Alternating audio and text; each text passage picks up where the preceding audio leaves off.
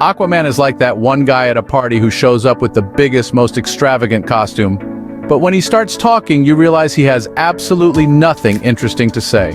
The movie tries so hard to be the cool, new superhero on the block, but it ends up being the equivalent of a high school jock who thinks his muscles are enough to keep everyone entertained.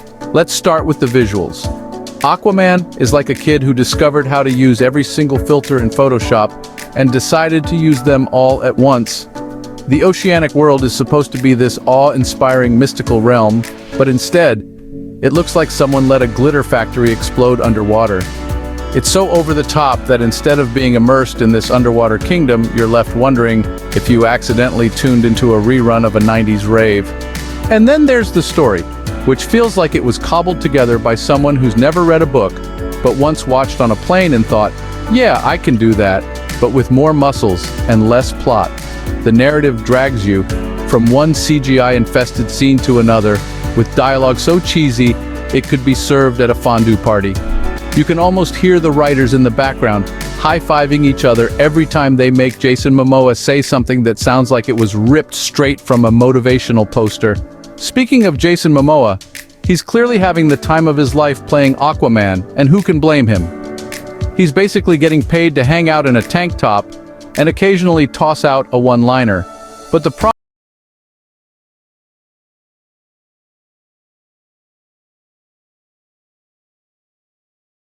is around like he's on a perpetual beer commercial where the ocean is just one big party and he's the only one who got the invite. Sure, he looks the part, but when it comes to being a hero with depth, he's about as deep as a kiddie pool. The supporting characters are no better. Amber Heard's Mara is there to look pretty and occasionally remind us that Aquaman is supposed to care about something other than himself.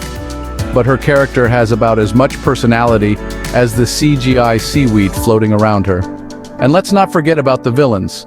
Patrick Wilson's Orm spends most of the movie acting like he's auditioning for the role of a spoiled prince in a Disney Channel movie. Black Manta, on the other hand, is like a discount Darth Vader with an inexplicable grudge against a man who, let's face it, is mostly just trying to hang out in his ocean bachelor pad. The climax of the film is supposed to be an epic battle that will determine the fate of the entire ocean world. Instead, it feels like watching someone else play a video game on easy mode. There's so much CGI flying around that you start to forget what's actually happening.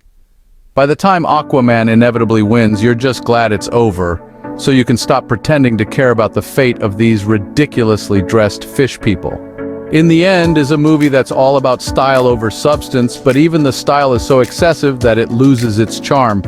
It's like someone handed a teenage boy a billion-dollar budget and told him to make the most extreme underwater superhero movie imaginable.